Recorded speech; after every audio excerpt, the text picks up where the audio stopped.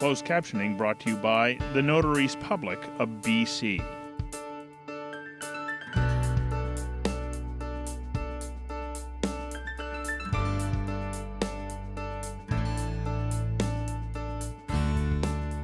Welcome back. Joining us now is Poole of Student Services at the University of British Columbia. Hi, Paul. Hi. We're going to start off with a question from our person of the week, Ilsu. Let's hear what she has to say. I just want to know what kind of program they have for the elderly preparing to go to university. Okay, so she's asking what services are available to help prepare mature students to go back to school. Okay, there are services for all students that certainly the elderly could take advantage of. The university has something called a Learning Commons, and it's both a web presence and an on-site, in-person resource where students can visit for study tips, exam preparation, time management. So certainly for someone returning to school after an absence or going to post-secondary for the first time, it would certainly help them just manage their return in a really efficient way. So it's opportunities for peer counseling, for tutoring, and it's both online and in person in the main library. So I'm hearing there might be a couple of things available. One is you can just sort of, on your own time, cruise around the site and determine what kind of opportunities, what kind of considerations you have to start playing with to make a re-entry into academe. And also, on that site, are there ideas or is there support about what are the steps that one needs to take in order to actually make an application, to find out what you have to have on hand to be able to actually move forward with getting into the school? It's a multi-step process. So the actual admission process would be the first step. For supporting learners, the Learning Commons, which I mentioned, was intended for currently attending students. The admissions process, there's a different set of supports in place for students through the Welcome Center, which is on the UBC campus, and as well with the online presence. So if I'm a mature student wanting to go back, maybe returning to university, or maybe for the first time, maybe I've just done high school, I'm going to be pretty intimidated.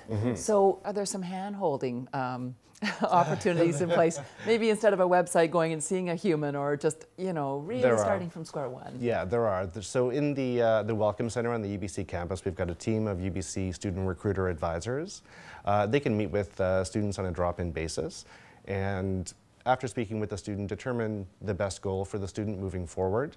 A student can determine whether they want to return to university for a degree, or they can return and study in a non-degree studies program, such as Access Studies. So that's taking courses for interest.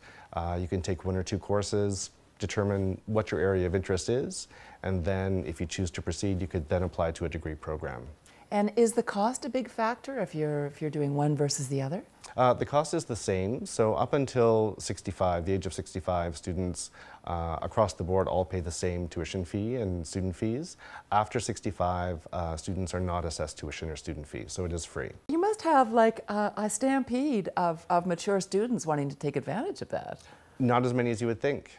There are actually only about 100 students over 65 at the university. Okay, just a minute. I think there's about 40,000 people at UBC. Is that true about now? About 45,000. Oh, okay, so 100 mature students? Like, how come? Is this a secret? It's not a secret. It is surprising that there are that few. It's quite an opportunity. It's an amazing opportunity.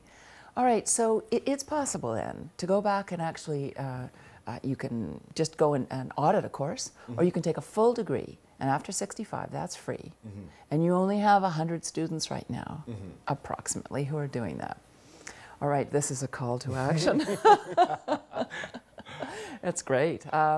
Once you've made it through the admissions process, how is it then in terms of the support that mature students can continue to get from you? I mean, I would imagine there are considerations that are a little bit different for someone who's 18 at the school. There are networks of advisors on campus. So if a student is admitted into a degree program, that faculty advising office will have a team of advisors to support students across the spectrum. There's an Access and Diversity Office, so if a student has mobility issues or is differently abled, then that office can manage their re-entry into the post-secondary environment and certainly guide them on that level. For a student who's returning after a long absence or who has never been to post-secondary, I would recommend starting small with one course, and then they can get an idea of what it is they enjoy about post-secondary and where they may want to go with it. I would recommend auditing a course as well to begin. Auditing is when you take a course, you're expected to complete all of the coursework, but the final exam, so you're not graded on your coursework. So there can be anxiety about academic performance if you're returning to school after a long period. So to remove that from the equation, you can focus on the learning and focus on the experience of being back on campus and enjoying what the university has to offer. And navigating new technology too, the use of all of that, and also just developing study habits again. I would imagine all of that is daunting to begin with, and then... It is. Things will have changed a great deal since a mature student may have attended school. The Learning Commons in the Irving K. Barber Learning Center has in-person tutorials for technology, for study skills, for time management. So those are available to all students, but they might be especially important for someone returning to post-secondary after an absence. And as increasing numbers of mature students come back to the campus, it's going to add a whole new flavor to the balance and the energy, which is a really exciting prospect moving into the 21st century. It's Certainly the university has, as part of its strategic plan, diversity and inclusivity, and mature students and seniors are certainly part of that. The richness of experience and intellectual capability is a boon to the campus. So what you're saying is it's welcome, a great big welcome, like, yeah. It is. That's really good news. Paul Poole of UBC, thank you so much. Thank you. We'll be back in a moment.